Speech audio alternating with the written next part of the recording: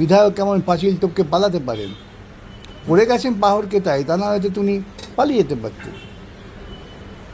এবং ওর মোবাইলটা ছুঁড়ে ফেলেছে, দেখে ফেলেছে, তাই তাহলে খুঁজে পেতো না। ওর যারা অনুগামী এবং তৃণমূল দলের যারা নেতাকর্মী তারা কিন্তু উল্লসিত যে একজন অন্ততপক্ষে দৃষ্টান্ত স্থাপন করেছে যে পালিয়ে যাওয়ার চেষ্টা করা যায়।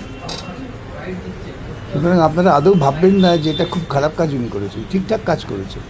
এবং আমরা এর আগে দেখেছিলাম পার্থ চট্টোপাধ্যায় এবং তার বান্ধবীর সময় নগদ টাকা উদ্ধার হয়েছে। এবার ইডি সূত্রে জানা যাচ্ছে যে নগদ নয়, ব্যাংক থেকে ব্যাংকে ট্রান্সফার। হ্যাঁ, তো আমি আছি তো, সেই জন্য বলেছে পার্থ তো অনেক বেশি টাকা বোকার মতো আরও ব্যাংক টু ব্যাংক ট্রান্সফার করতে পারেনি, খাটের তলায় রেখে দিয়েছিল। আর এখানে তো উনি কিছু কিছু টাকা নিজের নামে ঢুকিয়ে দিয়েছেন, বলছে কে ধরবে আমাকে। ওরা কি জানতো যে এরকম সিপিএমের উকিলরা কোর্টিকে লড়াই করবে? ওরা ভেবেছিল সব ঘুমিয়ে থাকবে, আমরা আমাদের খেলা চালিয়ে যাব, খেলা হবে, এটাই ওরা ভেবেছিল। মানে পার্থ